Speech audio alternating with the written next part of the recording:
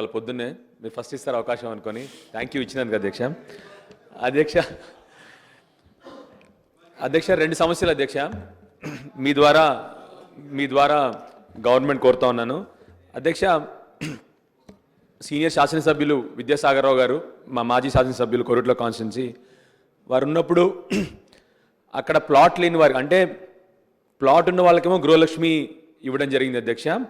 ఎవరికైతే ప్లాట్ కూడా లేదో వాళ్ళ కోసం 1000 ప్లాట్లు ఐడెంటిఫై చేసినాం అధ్యక్ష. అయితే అప్పుడు నోటిఫికేషన్ రావడం వల్ల ఆ ప్లాట్లు ఆ బీదస్తులకు ఇవ్వలేకపోయాం అధ్యక్ష. దయచేసి మీ ద్వారా కోరేది ఏంటంటే, మా జిల్లా మంత్రులు కూడా ఉన్నారు ఇక్కడ, పొన్నం ప్రభాకర్ గారు ఉన్నారు, శ్రీధర్ బాబు గారు ఉన్నారు ఇక్కడ, మా విప్పులు ఉన్నారు.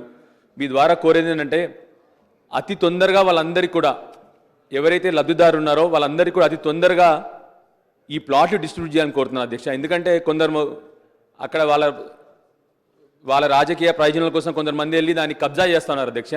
సో దయచేసి మిమ్మల్ని కోరేది ఏంటంటే, మీ ద్వారా మంత్రుల్ని కోరేది ఏంటంటే, అతి తొందరగా మళ్ళీ నోటిఫికేషన్ రాకముందు వాళ్ళందరికీ కూడా, ఎవరైతే లబ్ధిదారు ఉన్నారో బీదస్తులకి ఆ 1000 ప్లాట్లు వాళ్ళందరికీ డిస్ట్రిబ్యూట్ చేయాలని మీ ద్వారా కోరుతా ఉన్నాను అధ్యక్ష.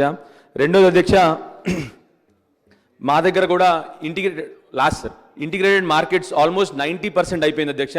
ఒక 10% మిగిలింది. దయచేసి మీ ద్వారా ఫైనాన్స్ మినిస్టర్ని కోరుతా ఉన్నాను, ఆ 10% ఫండ్స్ రిలీజ్ చేసి త్వరగా 2 ఇంటిగ్రేటెడ్ మార్కెట్స్ కూడా కంప్లీట్ చేయాలని మీ ద్వారా కోరుతున్నాను అధ్యక్ష. లాస్ట్ వన్ అధ్యక్ష, మా దగ్గర హై స్కూల్ జూనియర్ కాలేజ్ కలిపి ఉంది అధ్యక్ష. పాత ఎప్పటి నుంచో తరతరాలుగా వస్తుంది స్కూలును జూనియర్ కాలేజ్. అయితే ఫేజ్ వైజ్ దాన్ని ఏం చేశామంటే అధ్యక్ష, జూనియర్ కాలేజ్ని కూల్ చేసి అక్కడ కొత్త బిల్డింగ్ కట్టడం జరిగింది. అయితే ఇప్పుడు హై స్కూల్కి కూడా అదే ఫండ్స్ కావాలి అధ్యక్ష.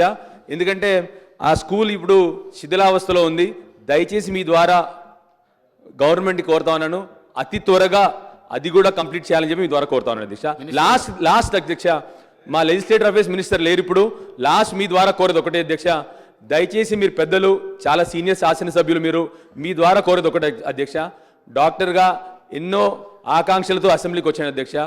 దయచేసి ఈ అసెంబ్లీలో కొద్దిగా పదజాలము, కొద్దిగా వ్యంగ్యంగా మాట్లాడడము, వెటకారంగా మాట్లాడడం అది తగ్గించాలని చెప్పి మిమ్మల్ని దయచేసి మీ ద్వారా అందరినీ కూడా కోరుతా ఉన్నాను అధ్యక్ష. థ్యాంక్ యూ అధ్యక్ష, అవకాశం ఇచ్చినందుకు.